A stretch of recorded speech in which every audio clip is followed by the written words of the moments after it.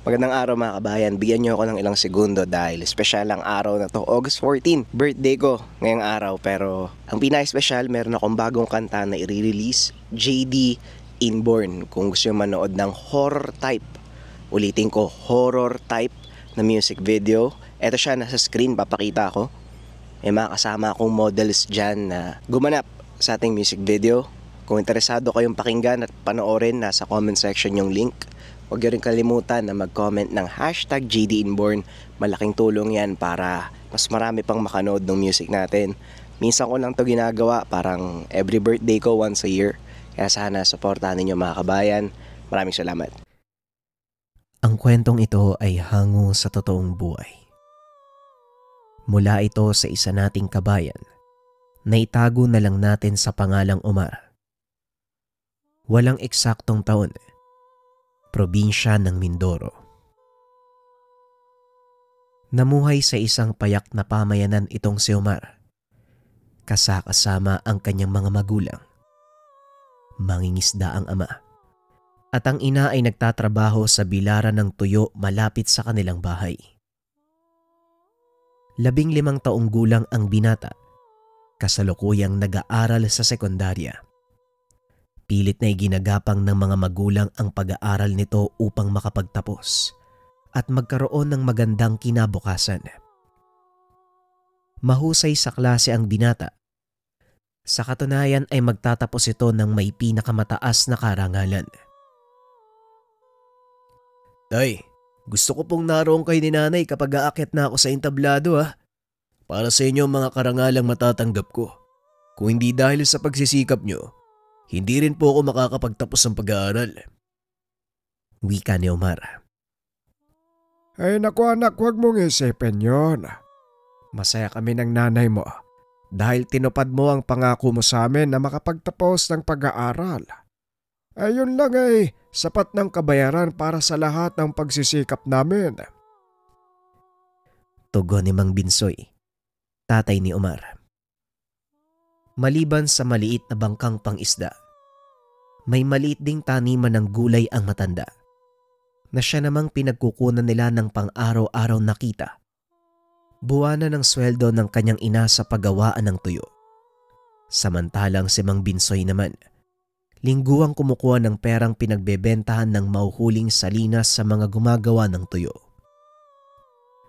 At dahil dapit hapon ang klase ni Omar, namimitas ito ng gulay. Inilalako ang pinagbentahan ng mga napitas na gulay na siyang binabaon niya at pinangbibili ng ulam. Masasabing larawan ng isang batang nakontento sa kung anong meron si Omar. Ni minsan hindi ito nangagad ng mga bagay na nakikita niya sa iba. Simula pagkabata, pinaunawa na sa kanya ng mga magulang ang kanilang kalagayan. Omar anak, pasensya ka na kung hindi kita mabili ng magarang damit ha. Mahirap lang kasi tayo eh.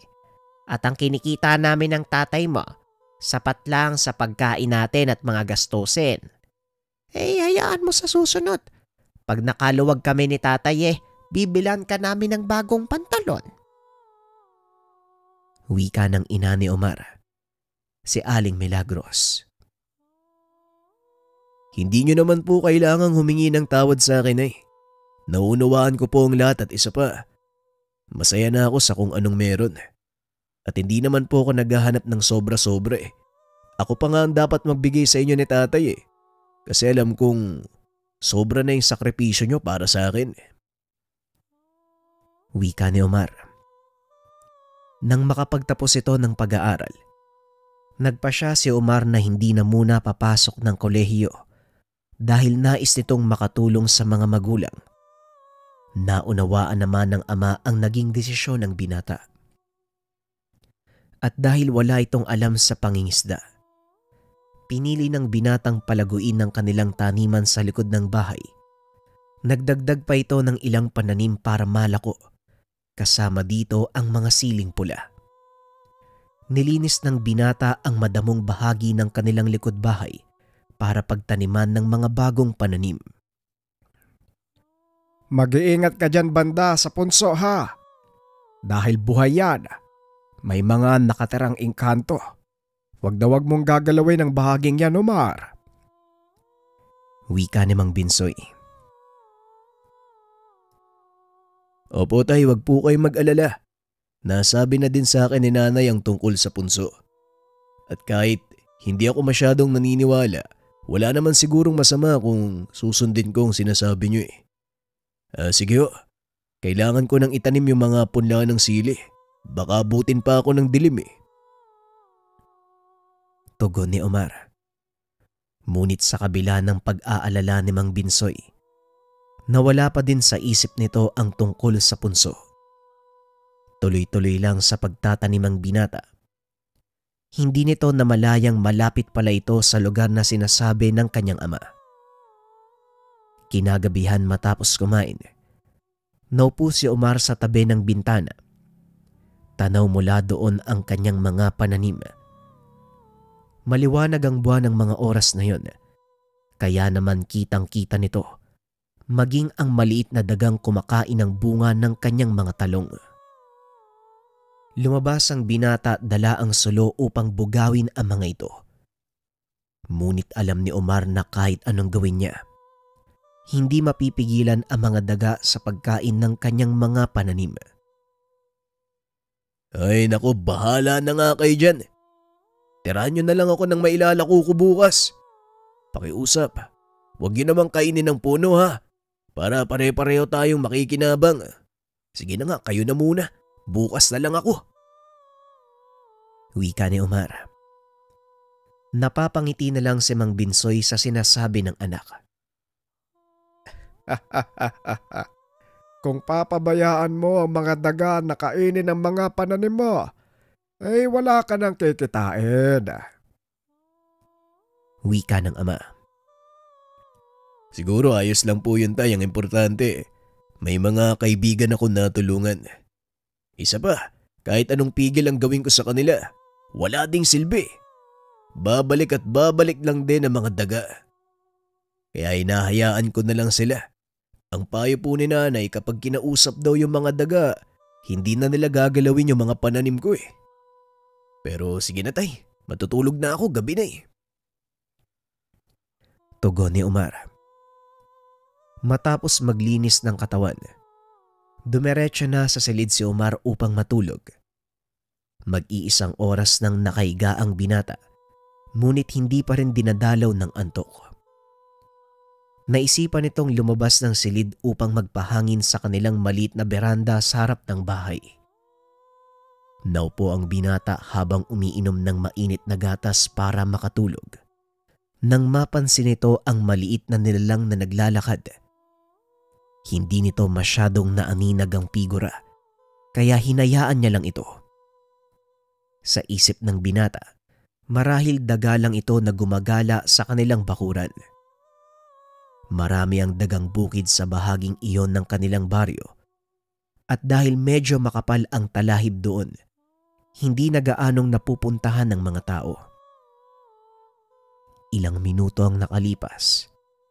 Pumasok na din si Omar dahil biglang umulan.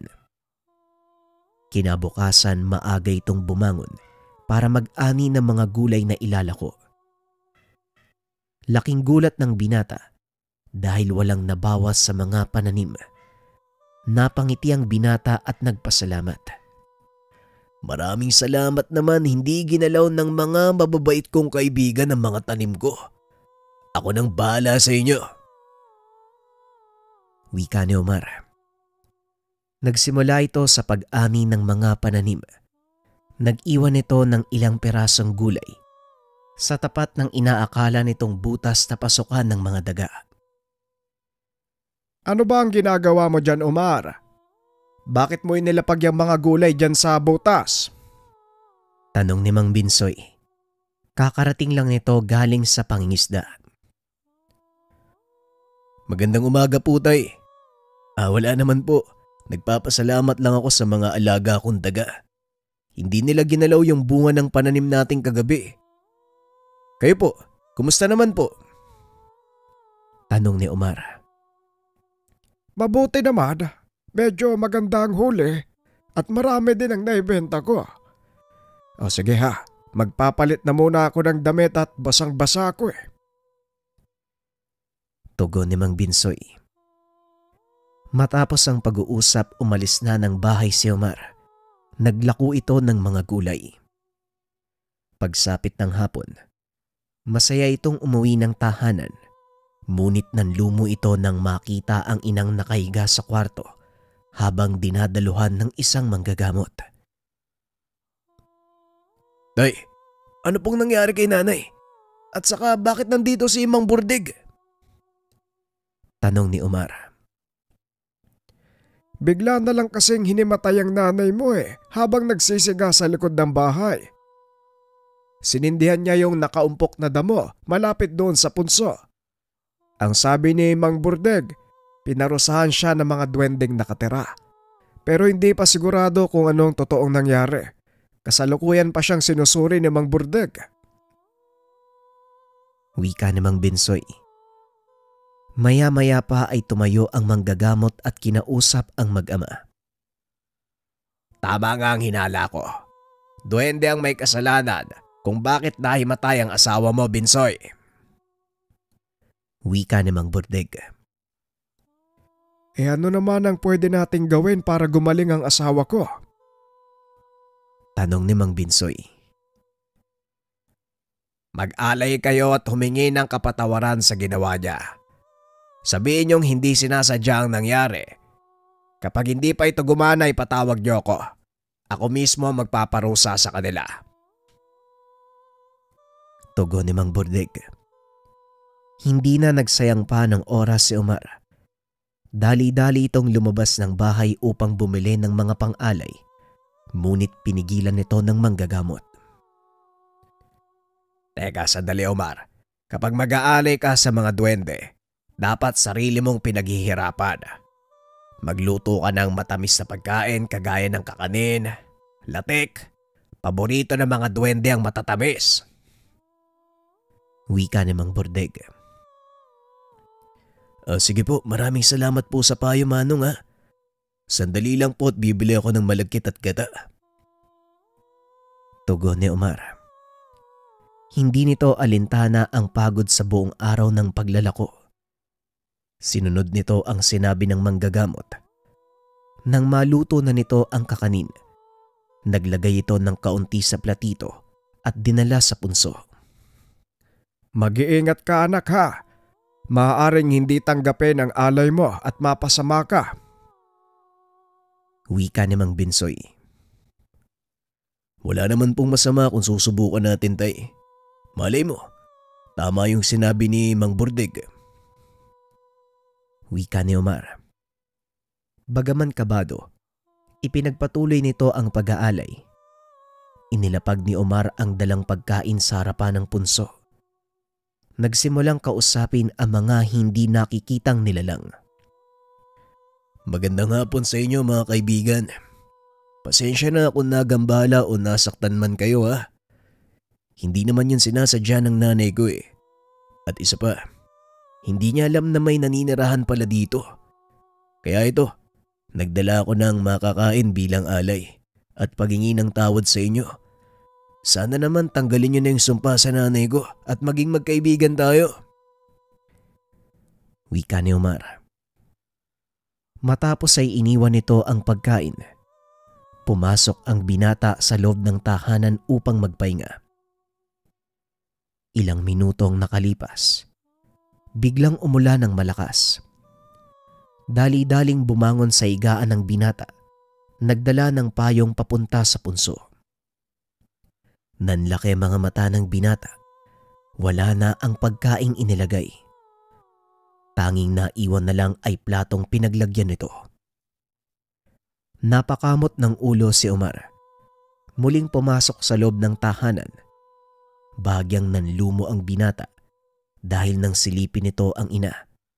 Nakahiga pa din ito at hindi pa nagigising. Mukhang hindi mga duwende ang kumuha ng alay mo anak.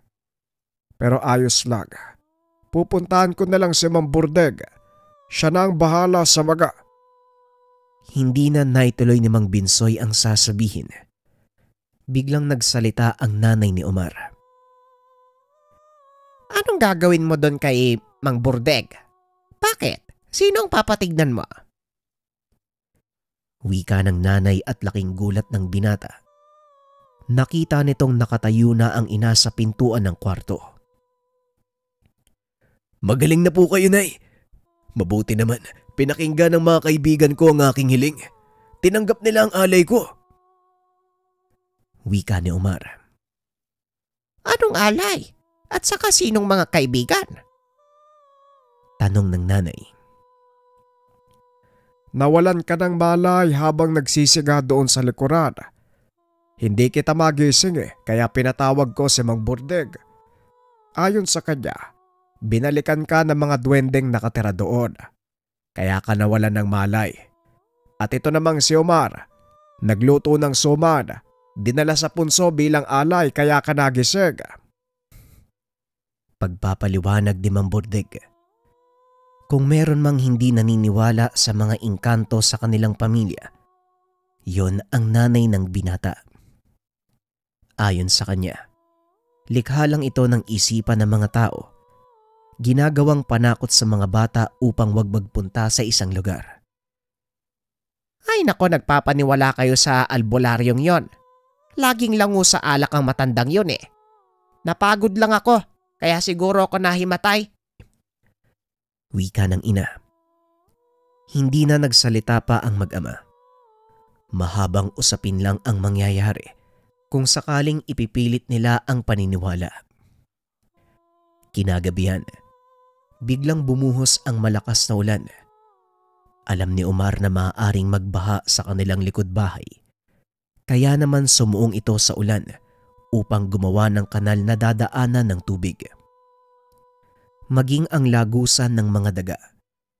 Ginawan niya ng paraan para hindi pasukin ng tubig ang lungga. Tuloy-tuloy pa rin ang pagbuhos ng ulan. Nang mapansin ng binata ang makinang na bagay sa tuktok ng punso, naglabas ito ng mahinang kulay pulang liwanag at habang papalapit ang binata, unti-unti namang lumalakas ang liwanag nito. Nakita ng binata ang isang pahabang pulang bato. Pahaba ang itsura, kahugis ng sili. Dahan-dahan niya itong dinampot. Nang mahawakan, biglang nakarinig ng boses ang binata. Tanggapin mo ang aming pasasalamat. Kung hindi dahil sa iyo, malamang nalunod na ang aking mga anak. Wika ng boses. Hinanap ng binata ang pinagmumulan nito. Ngunit hindi niya natagpuan. Sino ka? Magpakita ka! Nataranta ang binata at napasigaw. Kaya naman tinawag ito ng ama. Sino bang kausap mo dyan, Omar? Ayos ka lang ba? Tanong ni Mang Binsoy. Opo tay, ayos lang po ako. Nagulat lang ng kaunti. Wika ni Omar. Kagad itong bumalik sa pakikipag-usap sa kung anong nilalang na nagsasalita. Nandito ko sa ilalim ng dahon ng kapi. Wika ng nilalang. Sumilip ang binata sa dahon ng gabi. Nakita ang isang maliit na nilalang. Nakasuot ng pulang sombrero. Wala itong damit pang itaas. Nababalot ng balahibo ang buong katawan. Biglang naniga sa kinakatayuan si Omar. Hindi makapagsalita ang binata. Kahit anong pilit sumigaw, hindi niya magawa. Huwag kang matakot, kaibigan. Hindi kita sasaktan. Ako din yung kumuha ng alay mo. Pasensya ka na kung naparusahan ko yung nanay mo Pero hindi ko naman intensyon na mapahamak siya. Papatulugin ko lang sana siya ng isang araw. Kaso nagmakaawa ka. Alam ko naman na hindi niya kami nakikita Ang problema, hindi rin siya naniniwala sa amin. Kaya gumawa ko ng paraan para ipabatid sa kanya na nandito lang kami at naninirahan kasama niyo. Wika ng nilalang. Unti-unting nawala ang takot ni Omar. Naalala ang bagay na napulot sa ibabaw ng punso. Para saan naman tong bagay na to? Parang sili na naging bato. Tanong ni Omar. Isa yang mutya. Mula sa aming mga twending pula. Maaari mo yang tawaging siling pulahan. Ingatan mo ang mutyang yan. Siguraduhin na wag mapunta sa kamay ng masamang loob. Kaya kang protektahan ng mutya laban sa lahat ng uri ng kapamakan. Kahit pa pang gagambala ng ibang elemento at tao, kusang babalik sa kanilang pinsalang ibibigay nila sa'yo. Wika ng nilalang. Kung ganun, isa kang duwende. At saka, bakit mo ko binibigyan nito? Tanong ni Omar. Simple lang. Dahil mabuti kang tao. Alam kong mabuti ang hangarin mo. Pero higit pa doon. Batig ko din na tanging ikaw lang ang may kakayahang pangalagaan ng mutyang yan. Pangalagaan? Laban kanino? Hindi ba may kapangyarihan kayong mga duwende? Bakit kailangan nyo pa ng, alam nyo yun, yung pagbibigyan tapos aalagaan pa? Tanong ni Omar. Bihira ang mga taong kagaya mo, Omar. Maniwala ka o hindi, isang taong may likas na kakayahang bumuhay at magbigay ng kapangyarihan sa isang mutya. Napansin mo ba ang paglakas ng liwanag nito nung lumapit ka? Yun ang palatandaan. Ginising mo ang bertud na taglay ng mutya ng siling pula. Wika ng duwende. Ginising ko. Wala naman akong ginawa. Isa pa, paano mong nasasabi na may likas akong kakayahan para bumuhay ng mutya? Tanong ni Omar. Hindi ko kayang ipaliwanag sa iyo ang lahat sa ngayon. Ngunit sa pagtagal ng panahon, malalaman mo kung ano ang sinasabi ko. Ako nga pala si Tugas. Ikinagagala kitang makilala, Omar. Pag-uusap ng dalawa. Matapos ay biglang naglaho ang nilalang. Hindi pa umalis si Omar sa tapat ng punso. Kahit pa tumila na ang ulan at humupa ang baha.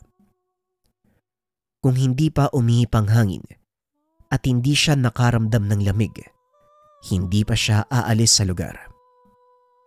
Lingid sa kalaman ng binata, pinagmamasdan siya ng ama habang nakatayo sa harapan ng punso. Ano bang ginagawa mo doon? At bakit ka nakatulala sa harapan ng punso? Baka mamaya manuno ka dyan. Sandali susunduin ko nga si Mang Burdeg. Wika namang Bensoy. Naku tay, wag na po. Ano kasi? Andun banda sa punso yung pinakalabasan ng tubig. Kaya binabantayan ko para wag bumara. Oo, yun nga ho. Pagdadaylan ni Omar. Mabuti na lang at nakalusot ito sa ama. Ganun ba? Magpalit ka na ng damit.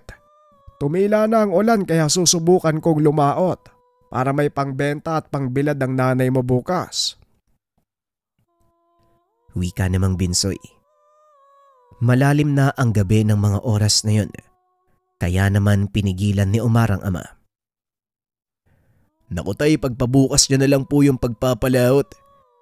Hindi naman iiyak si nanay kung wala siyang may bibilad eh. At isa pa, hindi natin alam ang takbo ng panahon. Mamaya niyan biglang bumagyo mapahama ka pa. Tugon ni Omar. Ay nako, huwag kang mag-alala. Sanay na akong babagyuhan sa laot. Akmang lalakad na sana ito palabas ng tahanan nang bigla na namang bumuhos ang malakas na ulan. Mukha ngang ayaw akong palisin ng ulan na ito Ay nako, makatulog na galag. Napangiti si Omar dahil alam niyang kagagawan ito ng bagong kaibigan. Dahil tinulungan mo ko, gagabayan ko ang pamilya mo. Simula sa araw na to, ako na ang magbabantay sa mga magulang mo at sa lupang kinakatayuan ng tahanan nyo. Wika ni Tugas. Laking gulat ni Omar. Nakita nitong nakaupo ang nilalang sa kanyang balikat. Ganyan ka ba talaga, Tugas? Bigla-bigla ka na lang sumusulpot. Tanong ni Omar. Masanay ka na. Dahil kahit hindi mo ko nakikita, palagi ako nakabuntot sa'yo. Wika ng duwende. Kinabukasan gaya ng nakagawian. Maagang gumising ang binata para mamitas ng mga gulay. Araw ng merkado sa kanilang bayan ng mga sandaling iyon. Balak nitong dalhin ang mga gulay sa palengke para maibenta ng mas mataas na halaga. Medyo malawak ang talungan ng binata kaya madami ang naani nito. Sinilip din ni Omar ang mga tanim na sili. Nakitang maganda ang tubo ng mga ito. Ang ilan ay namumulaklak na. Ang ilan naman ay may maliliit na bunga. Bagay na pinagtatakahan ng binata dahil halos ilang araw pa lang ang nakakalipas simula nang itanim niya ang mga ito. Pagdating sa bayan, inilatag ng binata ang mga talong at iba pang gulay na naani. Naupo ito sa tabi habang nag-aantay ng mga mamimili. Maganda ka, Omar. May panganib na paparating. Wika ni Tugas. Napatayo ang binata dahil biglang uminit ang mutya na nasa bulsa. Anong ibig mong sabihin? Anong panganib? Ilang sandali pa. Nakita niyang papalapit si Mang Bordeg. Magandang umaga sa iyo, Omar. Abat dinala mo pala sa palengke ang mga naaani mong gulay. Maganda yan para maibenta mo sa mas mataas na halaga. Teka, parang may maliit na taong nakaupo sa balikat mo kani-kanina lang. Wika ni Mang Bordeg. Nanlaki ang mga mata ni Omar. Pinagpawisan nito ng malamig. Ano? Baka namamalikmata lang ho kayo. Wala naman po akong nakikita, Manong. Tugon ni Omar. Siguro nga. Medyo marami-rami akong nainom eh. O siya, alis na ako ha. Parang umiikot na ang paligid. Wika ni Mang Bordeg. Nakahinga ng maluwag si Omar nang makalayo ito. Kamunti ka na tayo dun ah. Pero hindi siya ang sinasabi kong panganib. Tumingin ka sa kabilang dako ng kalsada. Napapansin mo ba yung dalawang batang yun? Tanong ni Tugas. Oo. Bakit? Anong meron sa kanila? Tanong ni Omar. Tignan mong mabuti. Dapat nakikita mo na yan eh. Nanlaki ang mga mata ni Omar. Parang tumatagos ang tingin niya sa dalawang bata. Nakatitig ang mga ito sa kanya habang nakangiti. Anong nangyayari? Bakit parang tumatagos yung tingin ko sa kanila? Tanong ni Omar. Yun ay dahil hindi sila mga tao. Ang nakikita mo ay pawang ilusyon. Nagtatago kung saan ang totoo nilang anyo. Pero wag kang mag-alala. Hindi sila sasalakay. Maraming tao. Wika ni Tugas. Itinuloy ng binata ang pagtitinda ng mga gulay hanggang sa maubos ang mga ito. Tanghali na magpasyang umuwi ang binata. Dumaan muna ito sa isang karinderya upang kumain. Habang nakaupo, panayang tingin ng binata sa labas. Muli nitong nakita ang dalawang bata. Nakatayo ang mga ito sa ilalim ng isang puno. Humanda ka. Dahil sa oras na lumabas ka sa karinderyang ito, magsisimula na silang sumalakay. Pero akong bahala, hindi ka nila masasaktan. Pangalagaan mo lang ang mutya at ako nang bahala sa iyo. Wika ni Tugas. Hindi na sumagot pa si Omar. Abot langit na ang takot nito. Matapos kumain ay nagpa siyang lumabas ang binata. Dali-dali itong naglakad pauwi. At nang mapadpad ito sa lugar na wala ng tao, biglang nagpakita ang dalawang lalaki. Sila ang tutungan niyo ng dalawang bata, Omar. Hindi sila mga tao kaya mag-iingat ka. Magtiwala ka sa akin. Hayaan mong ako ang magdala sa katawan mo. Wika ni Tugas. Ikaw na ang bahala, Tugas. Hindi ko alam ang gagawin ko eh. Sa totoo lang natatakot ako eh. Tugon ni Omar. Akong bahala. Magtiwala ka lang. Nga pala, mawawalan ka ng malay. Wika ni Tugas. Biglang nagdilim ang paningin ng binata. Hindi na alam ang sumunod na nangyari. Nang magbalik sa ulirat, nakita nitong nakahandusay sa lupa ang dalawang lalaki. Anong nangyari sa mga yan? Tanong ni Omar. Huwag ka nang magtanong. Ang importante, nakaligtas tayo ngayon. Bilisan mo na. Kailangan na nating umalis dito. Wika ni Tugas. Dali-daling umuwi si Omar. Nagtataka ang ama. Pawis na pawis ito at namumutla. Anong nangyari sa'yo? Bakit putlang-putla ka? Tanong ni Mang Binsoy. Wala po tay. May nadaanan kasi ako nag-aaway kanina habang pauwi. Medyo natakot po ako kaya kumaripas ako ng takbo. Tugon ni Omar. Matapos makipag-usap sa ama, pumasok ito sa kwarto at kinausap si Tugas. Sabihin mo nga sa akin, ano ba talaga yung nangyari kanina? Tanong ni Omar. Tinalo mo ang mga aswang na yon. Kung nakita mo lang kung paano mo silang pinagugulpi kanina. Wika ni Tugas. Bakit naman ako nawala ng malay kanina? Muling tanong ni Omar. Kinakailangan kong gawin yon dahil maaaring hindi kayanin ng isipan mo ang mga nakikita. Yun ang unang pagkakataon mong makalaban ng mga aswang. Muling wika ni Tugas. Aswang ba ang dalawang yun?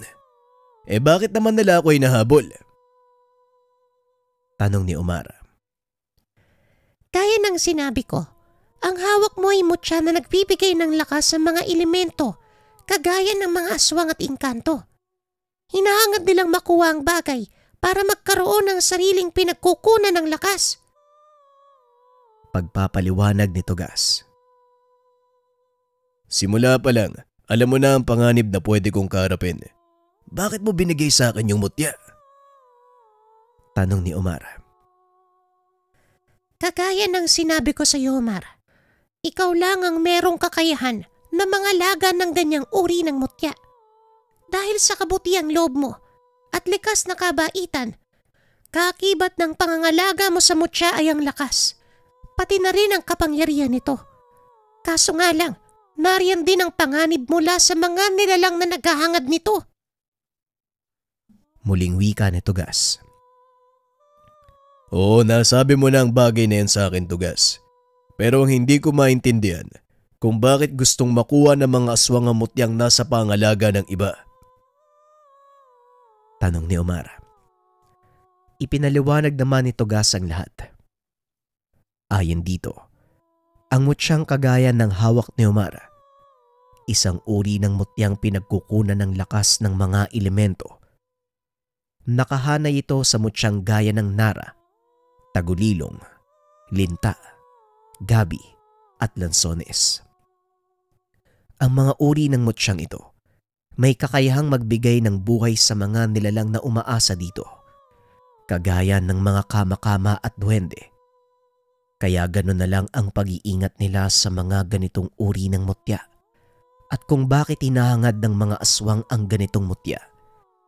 Ito ay sa kadahilanang may kakayahan nitong magbigay sa kanila ng abilidad na pagalingin ang kanilang sarili at sa maraming kaso magkaroon ng buhay na walang hanggan. Kaya palang magbigay ng buhay na walang hanggan ng mutyang hawak mo? Tanong ni Omar. Tama ka. Kaya hindi ito maaaring mapa sa kamay ng mga sakim na nilalang. Ikaw ang pinili ng mutya. Sinunod ko lang ang kahilingan nito, kaya ikaw ang nangangalaga sa kanya. Hindi na nagtanong pa si Omar. Kahit papano nagkaroon nito ng kaunting ideya kung bakit napasa kanya ang mutyang iyon. Sa kalagitnaan ng pag-uusap, bigla namang kumatok si Mang Binsoy. Anak, Omar, may mga naghahanap sa'yo. Mangyari lumabas ka muna. Importante daw ang pakay nila. Wika ng ama. Opo tay, sandali lang po. Tugas, magtago ka muna. Wika ni Omar at lumabas ito ng kwarto. Nanlaki mga mata nang makita ang dalawang pulis na nakatayo sa kanilang tahanan. Magandang hapon sa'yo. Ikaw ba si Omar? Tanong ng pulis. Ako nga sir, anong may paglilingkod ko sa inyo? Tugon ng binata. Naparito kami dahil sa isang ulat. May nakakita daw sa'yo na nakikipagbuno ka sa dalawang kalalakihang natagpo ang patay kanina. Doon yun malapit sa tulay. Pwede ka ba naming imbitahan sa presinto para magpaliwanag? Wika ng pulis. Sige ho, wala pong problema. Magbibihis lang ako. Tugon ng binata. Matapos magbihis, sumama ito sa mga pulis. Nakaupo lang si Tugas sa balikat ng binata. Huwag kang mag-alala. Wala silang makukuhang impormasyon sa'yo. Wala ka namang malay nang mangyari yung sinasabi nila. Huwag ka na magsalita ha. Magtiwala ka lang sa akin. Ako nang pahala. Wika ni Tugas. Hindi nga nagsalita ang binata hanggang sa marating nila ang presinto. Naupo si Omar sa harap ng mesa ng pulis at nagpakilala muna ito sa kanya bago magsimula ang pagtatanong. Ako nga pala si Sargento Bal. Gaya ng sinabi ko, huwag kang mag-alala dahil may itatanong lang naman kami sa'yo. Pagkatapos ito, pwede ka nang umuwi. Wika ng pulis. O sige po, ano po bang gusto niyong malaman? Tanong ni Omar. May nakapag-ulat nga na ikaw daw yung huling nakaaway ng dalawang lalaki. Yung nakitang patay malapit doon sa tula sa bayan. Pwede bang sabihin mo sa amin kung anong totoong nangyari? Tanong ng pulis. Sa pagkakataong iyon, si Tugas ang nagsalita sa pamamagitan ng pagsanib kay Omar. Naglalakad ako pauwi ng bahay nang harangin ng dalawang kalalakihan. Sinubukan nilang kunin sa akin yung napagbentahan ko ng mga gulay. At dahil hindi ko binigay, nagalit sila. Sinubukan akong saktan, mabuti na lang may mga alingayo sa bandang likuran ng mga lalaking yun. Nasagi ng isa sa kanila ang pugad. At ayun, pinupog sila ng mga alingayo. Hindi ko na po alam ang sumunod na nangyari kasi tumakbo na ako eh. Pagpapaliwanag ni Omar. Sa mga hindi nakakaalam, ang alingayo ay uri ng mga putakte. May taglay na kamandag. Maliit lang ang mga ito at kung makagat ka ng isa sa kanila, maaari kang makaramdam ng matinding sakit. Kadalasan ay lalagnatin. Ngunit kung isang buong kawan ng mga ito ang kumuyog sa'yo, paniguradong mapaparalisa ang buong katawan hanggang sa tuluyan kang hindi makahinga at mamatay. Tumugma naman ang paliwanag ni Omar. Natagpuan nga ang mga itong punong-puno ng pantal sa buong katawan, dulot ng kagat ng isang insekto. Ganun ba? Bakit hindi ka dumiretso sa mga pulis? Muling tanong ng sarhento. Hindi ko na po iniisip yun sa pag-aakalang hindi naman nila ako maaabutan kaya dumiretso na lang ako ng uwi. Tugon ni Omar. Ganun ba? O siya, yun lang ang gusto ko malaman. Makakauwi ka na. Dali-daling tumayo ang binata at lumabas ng presinto. Habang nasa daan, muli nitong nakasalubong si Mang Burdeg. Sa pagkakataong iyon, kasama nito ang apo na si Goryo. Omar, ginabi ka yata sa pag-uwi Hindi ba kagad naubos ang paninda mo? Tanong ni Mang Burdeg. Hindi naman po manong ang totoo. Galing ako sa presinto May tinanong sa akin yung mga pulis tungkol dun sa nangyaring patayan. Kayo po, saan kayo pupunta? Himala, kasama mo yata si Goryo ngayon. Tugon ng binata.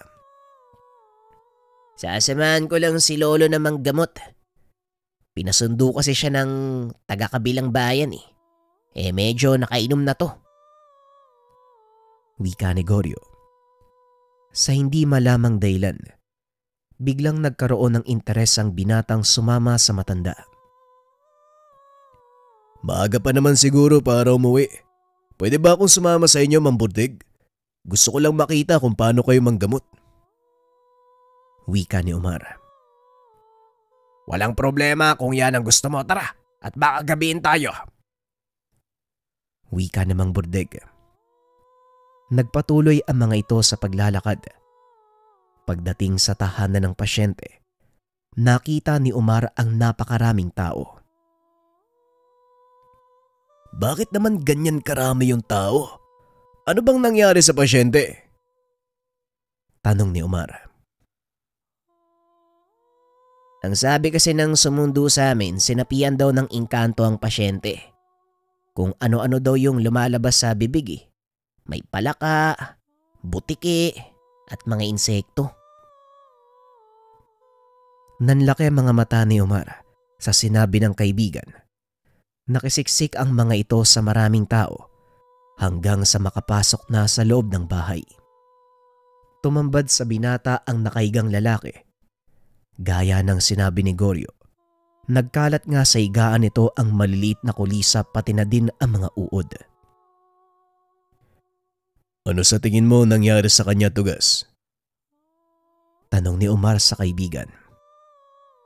Hindi kantong may gawa niyan, kundi tao. Tao? Paano mong nasabi? Hindi sumasanib sa katawan ng tao ang mga engkanto. Maliban na lang kung may permiso mula sa kanila. Kagaya ng ginawa ko nung hinarang ko yung mga lalaki. Kung tao yung may gawa niyan, anong klaseng kapangyarihan yung meron siya? Isang malakas na mambabarang ang nagbigay ng sakit sa taong yan. Kaunting pagkakamali lang ni Mampurtik, maaari niya itong ikamatay o ng pasyente. Pag-uusap ng dalawa. Kinabahan si Omar sa mga sinabi ng kaibigan, ngunit wala na siyang magagawa. Maaaring madiskubre ni Mamburdeg ang kanyang kakayahan. Delikado pala yung gagawin ng Mamburdeg, ano? Tama ka, Omar.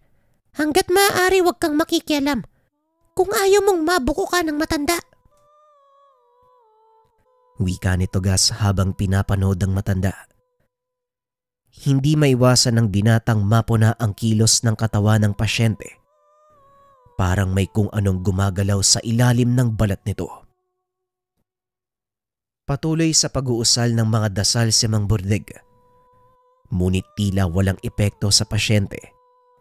Lalo lang itong napapasigaw sa tuwing ilalapat ng matanda ang mga kamay sa katawan nito. Mukhang malubhana ang karamdaman ng isang to. Sabihin niyo sa akin, kailan pa nagsimulang maging ganito ang kalagayan niya? Wika ni Mang Burdeg sa mga kaanak. Ayon sa mga ito, 2 araw pa lang ang nakakalipas. Nakasagutan nito sa paradahan ng jeep ang kapwa tsoper. Matapos nun ay nilagnat siya hanggang sa namaga ang buong katawan. Hindi engkanto ang may gawa nito sa kanya kung hindi isang mambabarang. Pasensya na pero hindi ko kaya ang isang ito. Mangyari magpatawag na lang kayo ng ibang manggagamot. Pasensya na talaga. Wika ni Mang Burdeg. Kinuyog ito ng mga tao. Umasa sila na magagamot ang pasyente. Nakaramdam ng awa si Omar. Sa hindi malamang dahilan ay bigla itong nagsalita.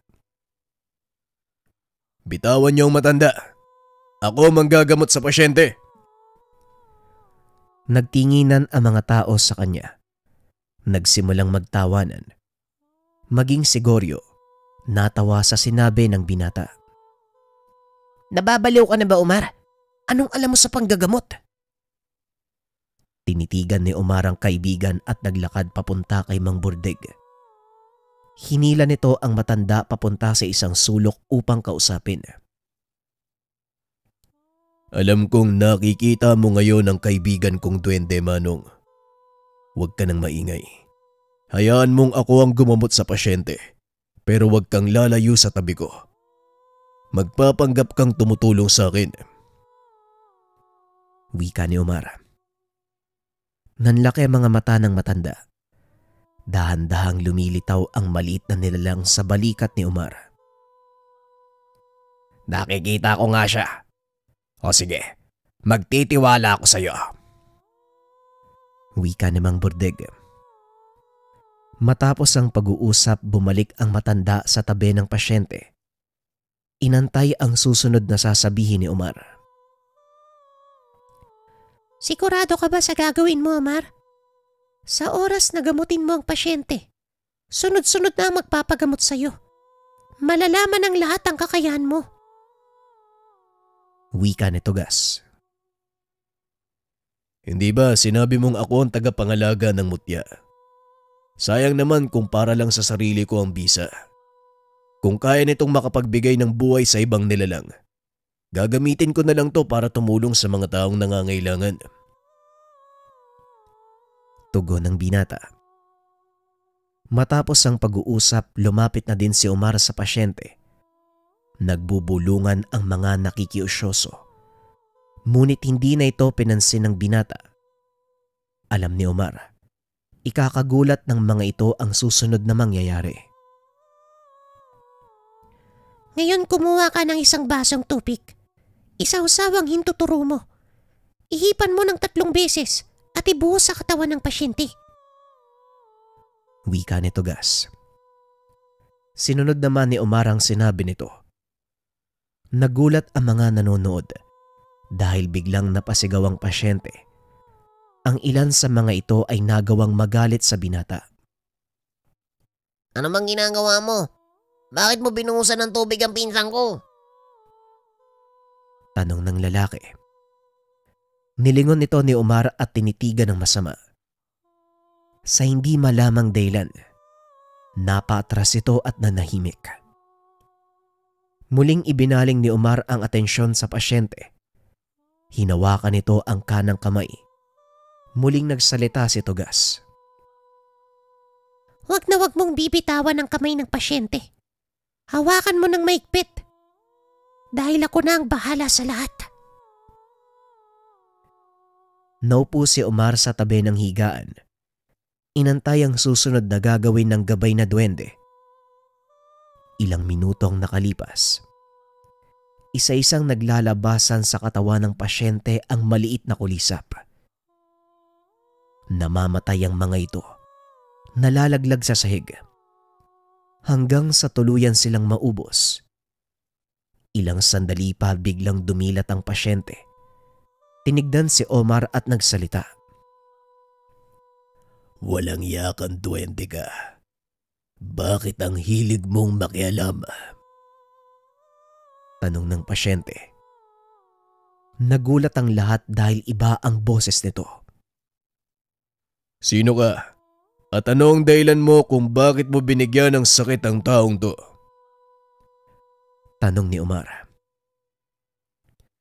Paano kung hindi ko sagutin ang tanong mo?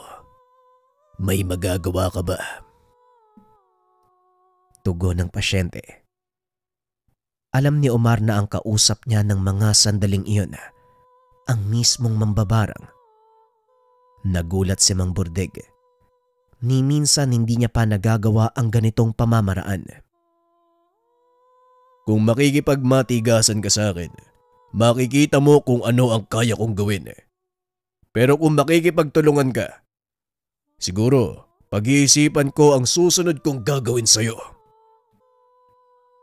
Wika ni Omar. Hindi na masama para sa isang baguhang manggagamot. Malakas ang loob mo dahil sa duwendeng nakapatong sa balikat mo. Wika ng nakasanib. Tama ka. Malakas ang loob ko at hindi manghihinayang ang kaibigan kong duwende na patayin ka kapag hindi ka nakipagtulungan. Wika ng binata. Bakit hindi mo subukan? Matagal na akong hindi nakikipagkumbate sa isang totoong manggagamot. Tugon ng sanib. Matigas ang isang ito ah. Mag-iingat ka, Omar. Dahil pwede niyang baliktarin ang sitwasyon.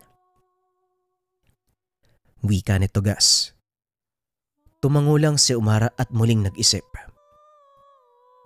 O sige, ganito na lang. Kung hindi ka susunod sa mga sasabihin ko, bakit hindi natin subukan ng kaunti ang kaya kong gawin sa'yo? Wika ni Omar. Hinawakan ng binata ang mutya. Inilapat ito sa kamay ng pasyente. Biglang napasigaw ang nakasanib. Naglupasay ang katawan ng pasyente. Walang yaka. Ano ginawa mo? Sobrang init ng katawan ko. Wika ng sanib. Gaya ng sinabi ko, patikim pa lang yan. Ngayon kung ayaw mong tuluyan kita, sumunod ka. Tugon ni Omar. Patuloy na nagmatigas ang nakasanib. Kaya itinaas pa ni Togas ang antas ng tigalpo. Lalong lumakas ang sigaw ng pasyente hanggang sa tuluyan ng bumitaw ang nakasanib. Oo na, ititigil ko na ang ginagawa ko. Aalisin ko na yung sakit sa katawan niya. Binitawan ni Omar ang kamay ng pasyente na siyang pinakamalaking pagkakamali niya. Anak na, bakit mo binitawan ang kamay ng pasyente? Makakawala ang mambabarang. Ano sabi mo? Pasensya na, hindi ko talaga alam na... Huwag ka nang magsalita. Hawakan mo uli yung kamay ng pasyente. Pag-uusap ng dalawa. Nang hawakan nito ang kamay, wala na ang nakasanib. Sinasabi ko na nga ba, anong gagawin natin ngayon? Wala na tayong pagpipilian kung hindi tugisin siya. Tugon ni Omar. Sabay takbo palabas ng tahanan ng pasyente. Pinigilan pa ito ni Mang Bordeg, ngunit hindi na lumingon pa ang binata. Nagtawanan ng mga tao sa pag-aakalang tumakas ang binata. Ngunit laking gulat ng mga ito nang biglang dumampot ng kahoy si Omar. Walang pagdadalawang isip na hinataw ang isang matandang babae na nakaupo sa ilalim ng puno. Napasigaw ang mga tao dahil sa nakita. Ang ilan ay sinubukan pa siyang awatin dahil wala namang kinalaman ang matanda sa gamutang nagaganap. Huwag kayong lalapit. Kung ayaw niyong kayo ang isanod ng mambabarang na to. Tama ang narinig niyo mga kasama. Ito nga ang mambabarang na gumagambala sa pasyente. Wika ni Omar. Nagulat ang mga tao nang makita ang maliit na insekto gumagapang papunta sa katawan ng matanda. Apak-apak ni Omar ang ulo nito habang nakadapa sa lupa. Huwag mo nang pakawala ng isang yan, Omar. Patayin mo na. Wika ni Togas. Gamit ang kakayahan ng mutya ng sili, unti-unting tinupok ni Omar ang kaluluwa ng mambabarang. Hindi nakikita sa pisikal na katawan ng pinsalang dulot ng mutya. Ngunit alam ng lahat, wala na itong buhay. Matapos patayin ng mambabarang, ipinagpatuloy ni Mang Burdeg ang panggagamot. Ang ilang tao naman ay nag-umpukan sa paligid ni Omar na noon ay nakaupo lang sa sulok. Sunod-sunod na tanong ang ibinabato sa kanya. Hindi naman sumasagot ang binata. Matapos ang gamutan, nagawang pagalingin ng binata ang pasyente sa tulong na rin ni Mang Burdeg. Mahusay ang ginawa mo, Omar. Pero alam ko kung ano ang magiging kapalit yan. Magugulo ang payapa mong buhay. Wika ni Mang Burdeg. Handa na po ako, Manong. Nandito na tayo eh. Papangatawanan ko na lang. Pag-uusap ng dalawa. Nalaman din ng ina ni Omar ang nangyari. Imbis na matuwa, kinutya nito ang binata. Ngunit hindi yon ang naging hadlang para kay Omar upang ituloy ang panggagamot. Hanggang sa lumaganap sa kabayanan ang tungkol sa kanyang kakayahan. At dahil hindi sila magkasundo ng ina, pinili ng binatang lisanin ng kanilang tahanan at magpakalayo-layo. Sigurado ka ba sa naging pasya mo? Tanong ni Tugas. Wala nang atrasan, Tugas. Hindi ko kailangan ng opinyon ng nanay ko. Iba ang kanyang paniniwala. Iba din ang sa akin. Kung siya lang din ang makakadlang sa pagtupad ng mga tungkulin ko, mas mabuti nang lumayo ako sa nanay ko. Alam mo, hindi mo naman to kailangang gawin eh. Pero dahil yan ang pasya mo, kung nasaan ka, naroon din ako. Pag-uusap ng dalawa. Nagpagala-gala sa lansangan ng binata sa loob ng mahabang panahon. Ang tanging ikinabubuhay nito, ang mga alay na ibinibigay ng mga taong nagpapagamot sa kanya. Nakontento sa ganung buhay si Omar. At dahil sa pag-alis sa kanilang tahanan, tuluyan din siyang tinalikuran ng ina. Samantalang si Mang Binsoy naman, linggo-linggo bumababa ng bayan para dalawin ang anak at dalhan ng makakain. Walang pagsisisi sa isipan ni Omar ng mga oras na yun. Alam niyang nagagampanan ng tungkuling inatas sa kanya ng kalikasan at ng amang may likha. Ilang taon pa ang nakalipas. Namatay ang ina ni Omar. Sa pagkakataong iyon, bumalik siya sa kanilang tahanan at doon ipinagpatuloy ang panggagamot. Hindi na rin tumutol pa ang ama dahil nakikita nito na maraming natutulungan si Omar gamit ang kanyang kakayahan. Namut siya ng siling pula.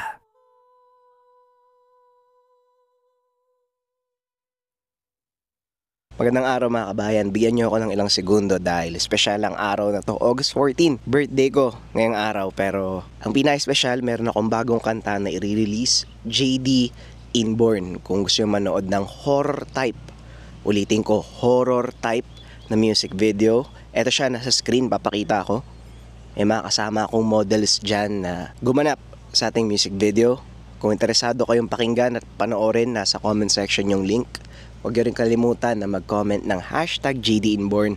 Malaking tulong yan para mas marami pang makanood ng music natin. Minsan ko lang to ginagawa, parang every birthday ko once a year.